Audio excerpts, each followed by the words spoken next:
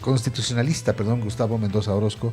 Gustavo, bienvenido, buenos días, gracias por participar. Estamos aquí con Fabio Pacheco, disfrutando un poco de lo que es la interpretación de la quena. Es un quenista, un músico boliviano que está con nosotros. Bienvenido, Gustavo.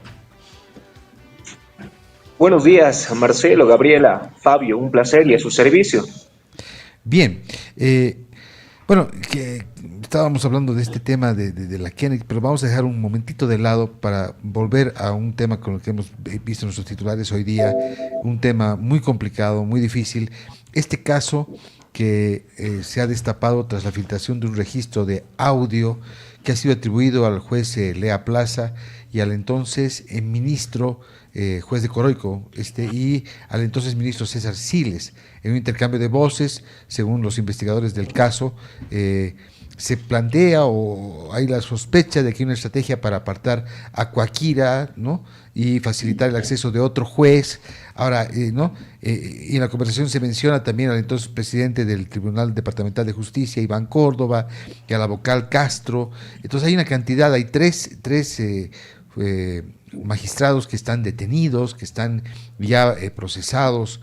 ¿Cómo ves, como abogado constitucionalista, Gustavo, este caso y cómo ves el precedente que está dejando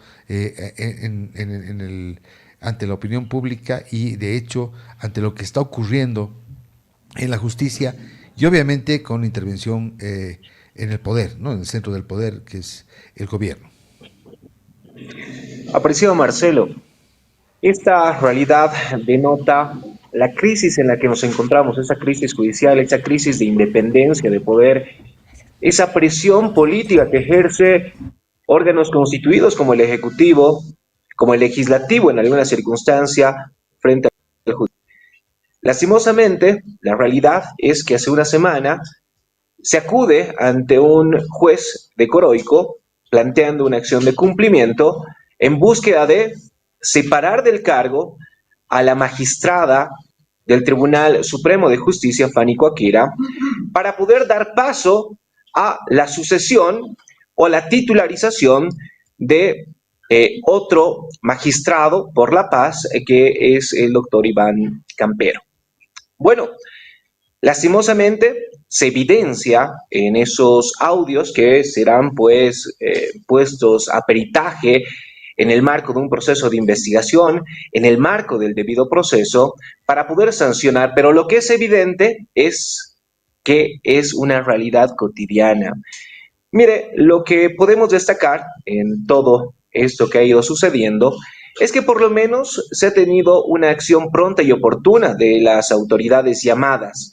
Por ejemplo, la Fiscalía actuó de una manera muy ágil, ha generado una orden de aprehensión y posteriormente ha incautelado a este juez de Coroico, pero paralelamente a los otros supuestos partícipes, tenemos una vocal como Castro, que ha sido aprehendida y está a la espera de su audiencia de medidas cautelares, pero también estamos pendientes a una notificación para la comparecencia del ex ministro Siles.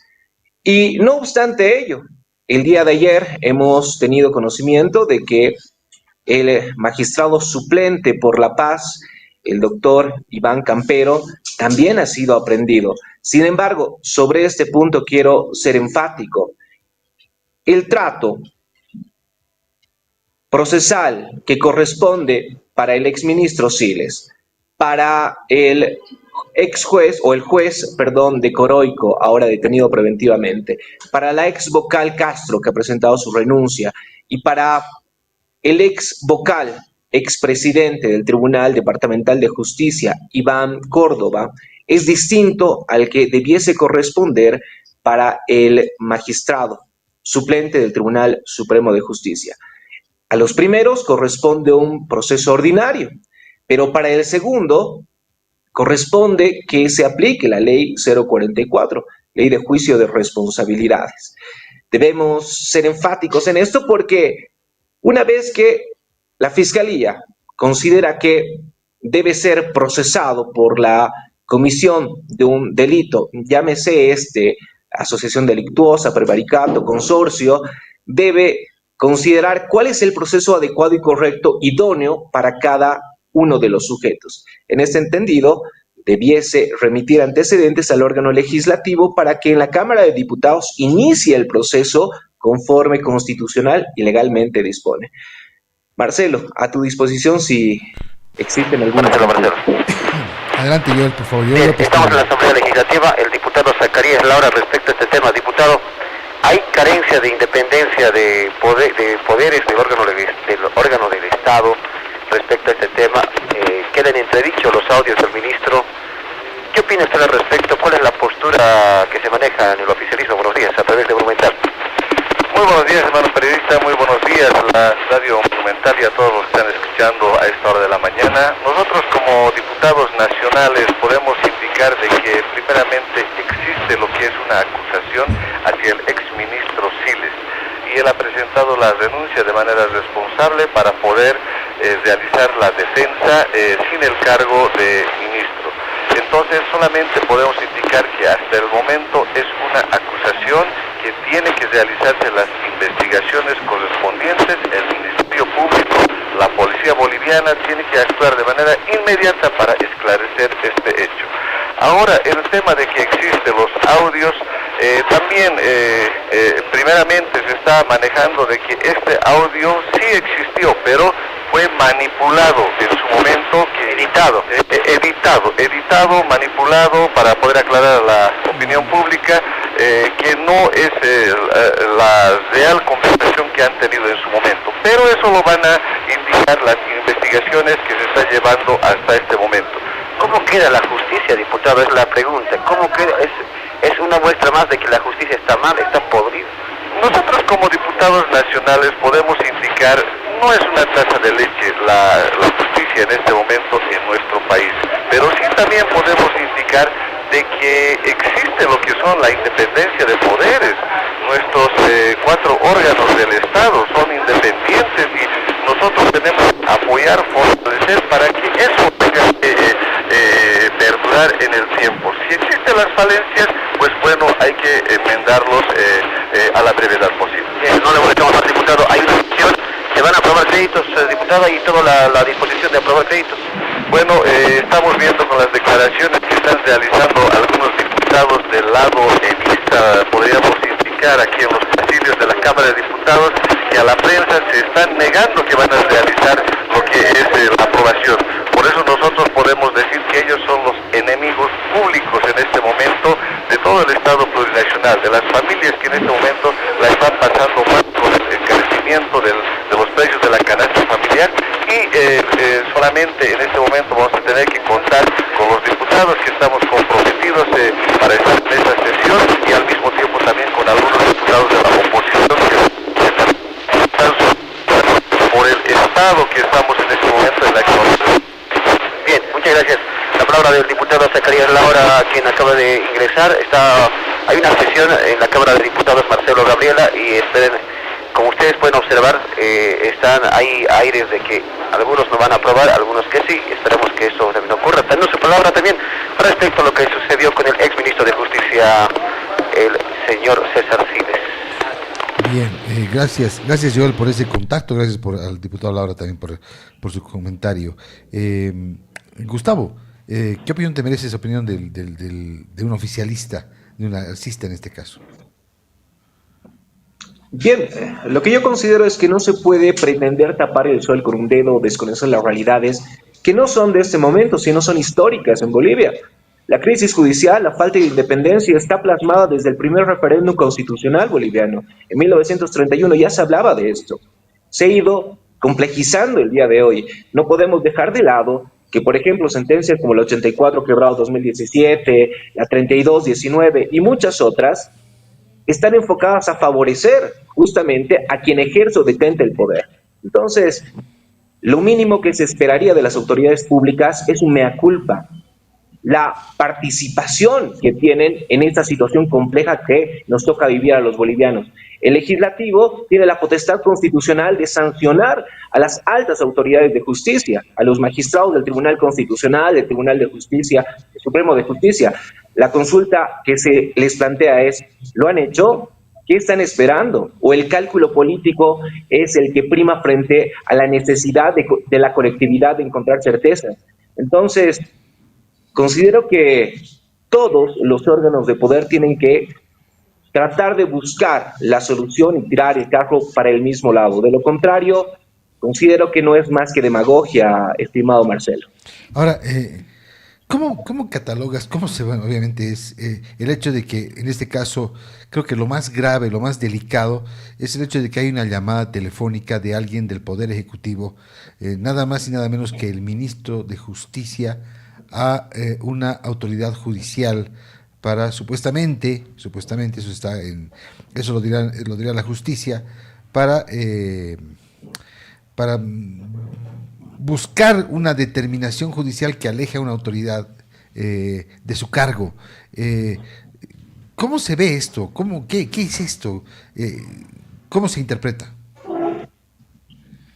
Bueno, en el marco la constitucionalidad y legalidad existe el debido proceso y bueno, todos son inocentes hasta que se demuestre lo contrario a través de una sentencia. Sin embargo, estos indicios, hasta ahora indicios, después se consolidarán como pruebas, deben llevar a sancionar estas conductas. No basta simplemente con que se aperturen procesos y después, cuando ya no sean más mediáticos, se diluyan en el tiempo y queden impunes. Lo que se busca como una forma de llegar a una solución es que aperturados estos procesos, se inicialmente continúe el proceso debido y se llegue a sancionar a estas personas que primero vulneran la Constitución, la ley y afectan a la certeza jurídica, a la independencia de poderes de nuestro Estado. De lo contrario, son parte del problema. Gustavo, una consulta. Hace un momento se hablaba sobre este audio supuestamente manipulado, editado. Tú como abogado constitucionalista, ¿cuál sería tu opinión? Y te voy a rebotar la pregunta que nos hizo nuestro periodista Joel López. ¿Hay carencia de poderes en realidad? A ver, vamos por partes, Gabriela. Respecto a la carencia de la independencia de poder, es una realidad. Es una realidad. No existe una independencia. No basta con que nuestra Constitución en el artículo 12 señale independencia del poder, hay separación del poder, funciones específicas para cada poder. En los hechos se debe ver reflejado aquello, y en los hechos no se ha visto en estas últimas décadas, y puntualmente con estos hechos que salen a la luz, no existe una independencia real o material del poder, de los órganos constituidos, de sus funciones y atribuciones. Bien, porque también es importante que nos expliques un poquito, querido Gustavo, sobre lo que hablabas hace unos minutos atrás, ¿no? Sobre las acciones de cumplimiento que deberían existir. Exactamente cómo tendrían que ser y cuáles serían los puntos clave. Lo que ha ocurrido es que se ha interpuesto hace una semana una acción de cumplimiento en Coroico. La acción de cumplimiento es un mecanismo constitucional de defensa que busca que una autoridad pública renuente a un deber imperativo emergente de la Constitución o la ley cumpla con su deber y no afecte derechos. Ahora, ¿por qué se genera esta acción de cumplimiento? Porque se asevera que en algunas circunstancias durante el proceso de preselección esta entonces postulante, ahora magistrada, Fanny Coaquira, habría presentado algún documento que no corresponda a la verdad, que acredite la experiencia de docencia universitaria. Esos son supuestos. Y si ese es el justificativo para iniciar procesos, para separar, debemos señalar que no son los correctos. En el marco de un debido proceso, si una persona ha hecho uso de un instrumento falsificado o no correcto, debiese ser por la vía ordinaria procesada, determinar qué es el autor del delito y posteriormente buscar las sanciones correspondientes.